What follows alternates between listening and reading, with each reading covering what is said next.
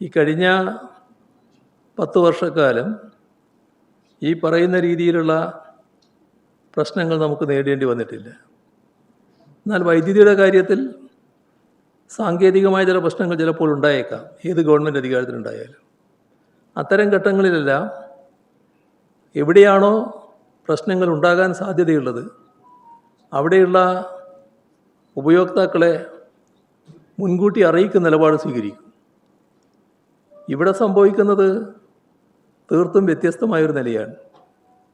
ഇപ്പോൾ കഴിഞ്ഞ ദിവസം രാത്രി 1.25 മണിക്കൂർ വൈദ്യുതി ഇല്ലാത്ത കഴിയേണ്ടി വന്നവനാണ് ഞാൻ.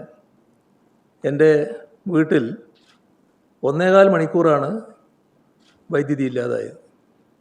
ഇത് എനിക്ക് മാത്രമല്ല, ഒരുപാട് ആളുകൾക്ക് സംഭവിക്കുകയാണ്.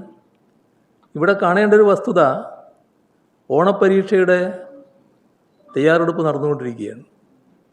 ആ ഘട്ടത്തിൽ കുട്ടികൾക്ക് വലിയ പ്രയാസമുണ്ടാക്കുന്നു.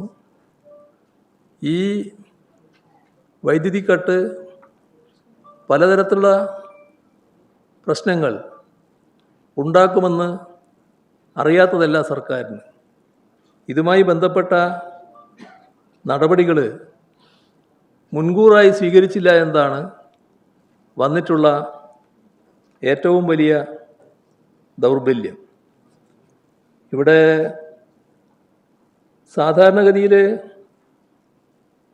ദിവസം 300 മുതൽ 600 മെഗാവാട്ട് വരെ കുറവുണ്ട് എന്നാണ് ഇപ്പോൾ പറഞ്ഞു കേൾക്കുന്നത്. എങ്ങനെയാണ് ഇത്തരമൊരവസ്ഥയിലേക്ക് നാം എത്തിപ്പെട്ടത്?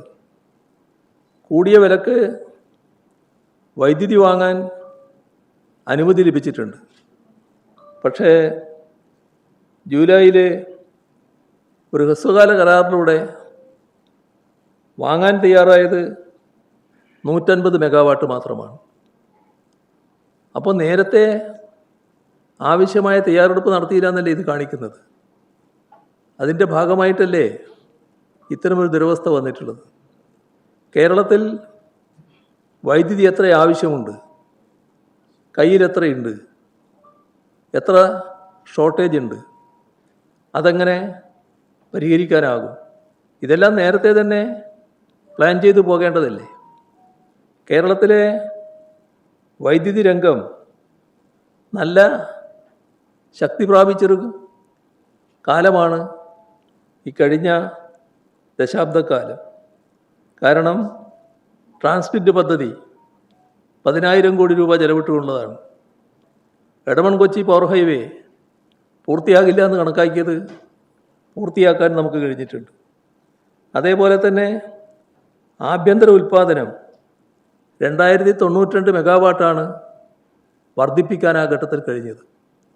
ഇങ്ങനെയെല്ലാമുള്ള നിലയിൽ നല്ല മെച്ചപ്പെട്ട അവസ്ഥയിലേക്ക് വൈദ്യുതി മേഖല എത്തിയതാണ്. പക്ഷേ വസ്തുതയായി കാണണമല്ലോ. നമ്മുടെ കയ്യിലുള്ള വൈദ്യുതി കൊണ്ട് മാത്രം പ്രശ്നങ്ങൾ പരിഹരിക്കാനാവില്ല. അപ്പോൾ അതിനാവശ്യമായ തയ്യാറെടുപ്പ് നേരത്തെ നടത്തണം, ആവശ്യമായത്ര വൈദ്യുതി വാങ്ങണം. അതിൽ പൂർണ്ണമായ കെടുകാര്യസ്ഥയാണ് ഉണ്ടായിട്ടുള്ളത്. ഇത് ജനങ്ങളെ ഇട്ടുകൊണ്ട് ഇങ്ങനൊരു അമ്മാനമാടാൻ പാടില്ല.